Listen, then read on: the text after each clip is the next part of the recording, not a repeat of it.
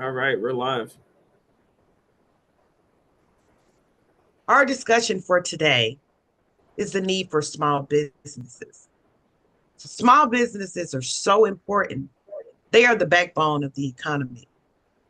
What advice would you give someone on the internal and external factors of obtaining contracts? That's a great question, Ms. Cummins. I think that we don't spend enough time talking about small business as the front line for wealth generation for most of our families. Um, One of the things that I noticed when I was, coming into the Small Business Economic Development Advocacy Committee for the City of San Antonio, thank you to Mayor Ron Nirenberg for appointing me to the committee. When I, got myself sort of acclimated, I'm still, of course, getting myself acclimated to the committee. One of the things that I was able to do was actually read through not only our disparity study, but also read through some of our more recent publications that have come out of the Economic Development Department with the city of San Antonio. Overwhelmingly, when you look at the statistics, especially as it relates to our great city here, the largest, seventh largest city in the United States, small business is the opportunity to pull people out of poverty and keep them lifted. Supporting small business is tantamount to ensuring that we're able to proliferate access for families to wealth generation. And not enough conversation, not enough support, I think, is really directed towards small business for that particular purpose. And we when we think about these internal and external factors, when I think about internal and external factors as it relates to obtaining contracts for small businesses, I think specifically about procurement. And as we all know, and if some folks are watching this and they're not familiar, we talk about this pretty much every monthly virtual discussion. We have a conversation around procurement because, in addition to the work that I do here with our company, Tacit Growth Strategies, in addition to the work that we do here, I also serve in voluntary capacities with several community based organizations and chambers of commerce. Um, Serving in a procurement capacity. I serve as a procurement chairwoman for the African American Chamber of Commerce of San Antonio here, but I also serve as vice president for the Fair Contracting Coalition, uh, led, founded, and headed up by our president, Mr. Tommy T.C. Calvert Sr., and have been learning under his guidance and was wisdom these past few months here in this capacity as vice president. But in all of the capacities that I've been serving, one of the things that I've always noticed in terms of preparing small business to do business with public taxing entities and private sector entities, one thing that's most important is really thinking about your reputation, your brand, and your consistency. Right. The biggest thing that you're going to hear, especially here in San Antonio, as it relates to a lot of our minority-owned businesses, is that we're in and out. There's no real staying power for our businesses.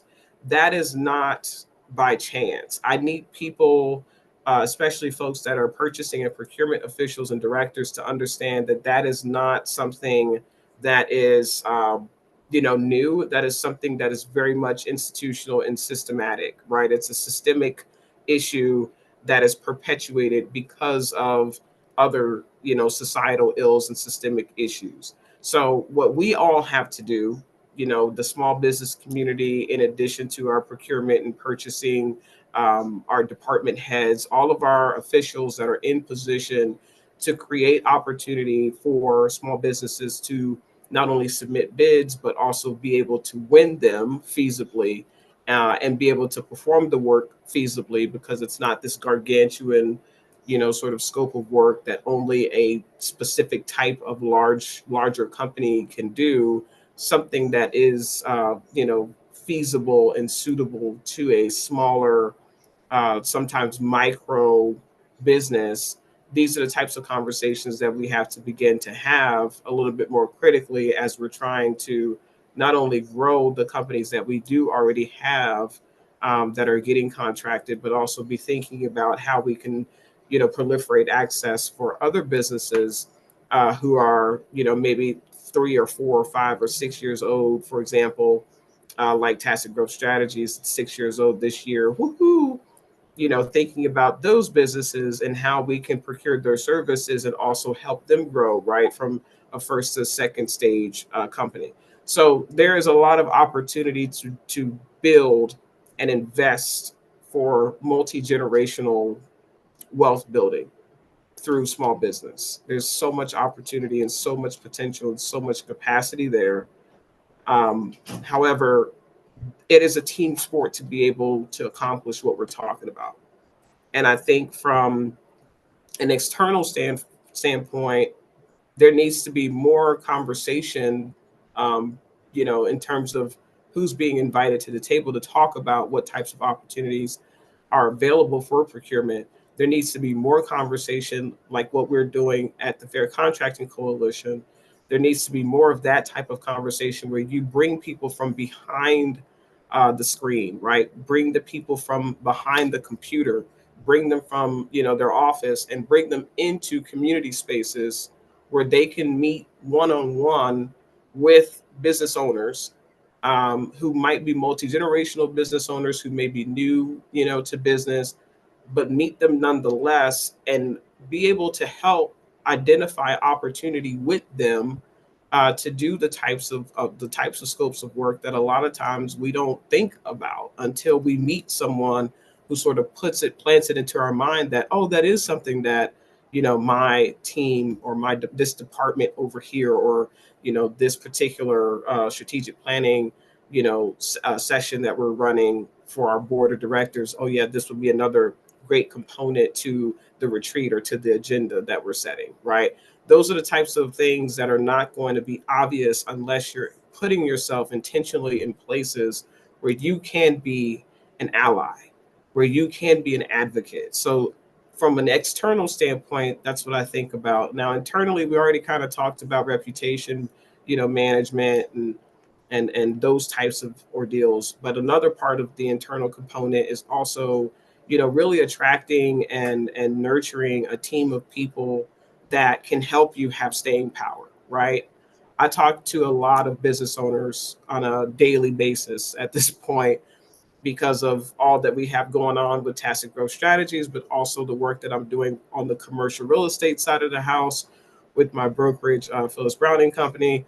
And so there's a lot of conversation with small business about how we can not only grow their business, and put them into an opportunity where they may have a standalone business, a standalone building for their business, or they may have a retail location for their business, or they may have some other way for people to not only access them virtually, but also access them in person, which is so important.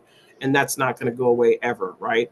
Human beings, we will always have the need to be together, to socialize in public environments, and virtual is a great, um, accessible. It's an accessibility enhancer for sure, but it is not a replacement for what we all need, which is that human touch and that human interaction and the magic that comes from not having a script, not having a plan, right? There's so much that comes when you're just in the right place at the right time. And when you have a storefront location for your business or for your nonprofit, it affords you the opportunity, right, to come across those opportunities to do business with other businesses, other nonprofits, public, taxing entities, private sector entities. So the opportunities are endless so long as you are able to sort of place yourself in an opportunity zone, so to say, right? And so that might just be your business or someone else's business location that you may be leasing at, or that you may be, sort of popping in at every once in a while, what have you. But when I think again about those internal factors, it does have to do with your storefront. It's got a lot to do with your brand. It's got a lot to do with your reputation. It's got a lot to do with the quality of the product or the service that you do provide. One of the things that I've always uh, given God the glory and the praise for with Tacit Growth Strategies is that through all of this time, these 6+ years of us doing, management consulting work. We've done a lot of grant writing projects. We've done some impact investment projects. We've done international business development consulting, where we've actually specifically helped international businesses, procure services and be procured. at the tens of thousands, upwards of hundreds of thousands of dollars level, right, in terms of value. So all the work that we've been able to do, and there's so much more, of course, and so much that we're doing right now that I'm proud of. All the work that we've been able to do, um, I think it's really because of the fact that we've had a team of people who have really understood the vision of the company, that have stuck by us, that have been very intentional about growing our business, sort of hand in hand, arm in arm. And that is the game changer, because that is something that a lot of businesses, when you talk to them, especially if they had to dissolve or they had to close their doors, a lot of times it was because they did not have that support. They didn't have a team, they didn't have community support, they didn't have familial support. There's all sorts of different types of support, right? And so that's one of the other things that I think is very important to think about as an internal factor for businesses that are looking to obtain more contracts with public and private sector entities. The last thing I'll say about that question is a very important reminder, especially for everybody that's listening, is a lot of times the work that you do, especially as a small business owner or nonprofit leader, whether you're on the board of directors, you're an executive director, you're a founder, president, whatever your title is or your role and capacity is in that organization. A lot of times our role is to educate. And I think sometimes we lose track of the fact that we are the ones who know best the solution or the the problems that we're solving. And so because we are those specific particular experts, we forget that there are other people who don't know that your service or your product is something that they do need, or that they've already used, or that they've been using in some capacity, and they just don't know it, right? They haven't been able to name the magic. As we like to say here, we like to say you have to be able to name the magic, and being able to name the magic comes through education, right? You have to educate people on what it is that you are offering them, that they didn't even know that they needed, but they've needed this entire time, right? And so I think that for small business owners, it is so important, and nonprofit leaders, it is so important for us to remember that part of our role is also storytelling. You've got to be able to, in your education, you've got to be able to tell the story about what it is that you've been up to, so that people can really understand the connective tissue that you are to the body, right? To the entire organism. What is the connective tissue that you particularly, that we can identify with you? So I think that's what I wanted to say about that question. That was a great question. Okay. So how I think you kind of talked about this a little bit, but how does obtaining contracts affect operations in a business? The contracts can have a positive or negative effects for the operations of your business, right? Because the reality is that they're going to be contracts that you get, or that you seek to be awarded, that may not necessarily jazz well with your day-to-day operations, right? Or your periodic operations. Because some of our small businesses, and we're increasingly seeing this, a lot of our small businesses don't operate on a day-to-day basis anymore. And I think that's a whole other conversation that we need to have at some point. But there's the whole notion and concept around what a small business is very much not it's not a Peter Drucker, it's not a Henry Ford. We're at a completely different place because of the, what they like to say, the fourth industrial revolution, the gig economy. We're at a completely different place now as it relates to work and what work looks like. So I think that there is a conversation that we need to have at a later date that just kind of talks about what small business looks like and feels like today, in response to all of the global, changes and pressures. But to your point about thinking more through your contracts and how they impact your operations at your business, one of the things that you have to be cognizant and aware of as you're preparing your proposals and as you're preparing to do business with different entities, whether they be public or private sector entities.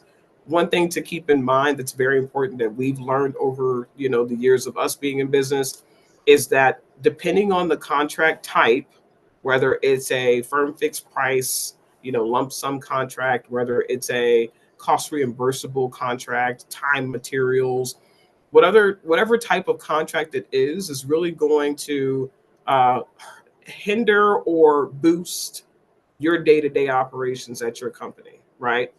If you have staff who are dedicated to you and they're able to work for you or with you every single day, you have a little bit more flexibility to where you can sort of catch all across different contract types, right? But there's also still a conversation around, especially for cost reimbursable contract types, there's still a conversation around payroll and all your other expenses that you're going to have to float in addition to executing the scope of work for the a contract that you just got awarded that requires you to pay upfront for whatever it is that you need to pay for to provide the service or the product that the entity has procured from you, and then reimburse you for that work later, right?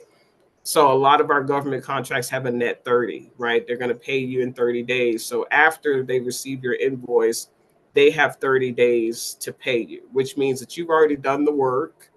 I know, sit down and breathe. It's crazy. This is how it works in the business world, right?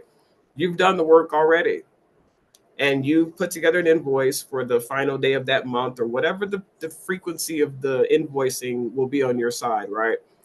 For that month or for that, quarter, whatever the frequency is, you're going to wait whatever the net days are to be able to be paid for the work that you've already done. Okay. A lot of people don't know that. They go into procurement meetings and they go into conversations wanting to do business with different entities. And this is private sector too, right? This is not just public. There's private sector entities that we've worked with that also have a net 30 payout. So it seriously depends on how you've structured the proposal that you were working on up front, the negotiations that you were, able to sort of have after the proposal was sort of read, accepted, and evaluated. And there may be an interview period or something to that effect, to where they're vetting you a little bit deeper before they go ahead and make the ultimate decision of award and what the award amount will be, if it'll be 100% of what you asked for. All of those kind of conversations take place during the negotiation phase, right? So during the negotiation phase, in addition to money, you need to be talking about the type of contract. How are you going to get paid? At what frequency? What are some of the other measures that you need to be aware of? So those are some of the types of things that you need to be aware of from your business operational standpoint, because of course, then you'll want to make sure that you adjust your staff and your subscriptions, your memberships, your conferences. A lot of us have to go to conferences and different events throughout the year just to be able to get the type of business that we want to target every year. So there's a lot that goes into the work, but contracts can either again hinder or boost your existing sort of bottom line and how you're operating your business. So there's a lot that needs to be considered there. And it's this is why again we always say this is a team sport, right? One of the things that I pride myself on in terms of us having tacit growth strategies be around for so long, and it's been 6 years, but it feels like longer than that, right? Because of COVID and everything else that's taking place, it's like, woo, everything's up in the air and everything's kind of like, oh my gosh.